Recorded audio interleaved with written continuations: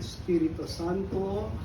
Maghari nawa ang kapayapaan sa tahanan ito sa banal na salita ng Diyos upang makintal sa ating puso at diwa ang aral na gabay na mag-anak sa kanilang buhay. Sumainyo ang Panginoon. Ang mabuting balita ng Panginoon ayon kay San Lucas.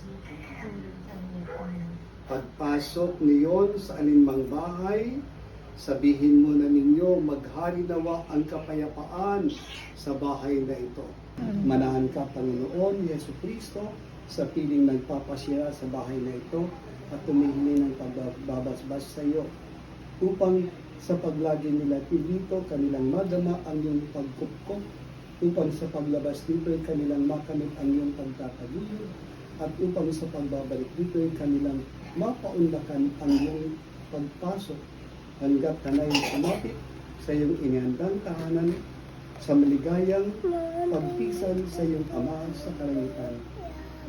Hari namin na buhay kasama ng Espiritu Santo magpasa. Sa tayo ng Aba Ginoong Maria, tuloy-tuloy.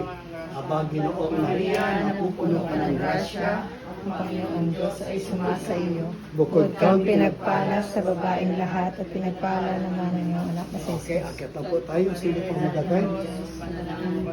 Akit na po. Paglagay sa mga kailangan.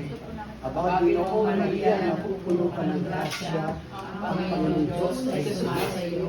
Bukod kang pinagpala sa babaeng lahat at pinagpala naman ang iyong anak na si Jesus.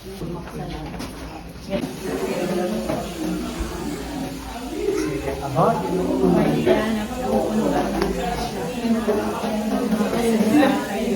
Bukod kang pinagpala sa babaeng lahat at pinagpala naman ang Jesus. Hiningal na ako.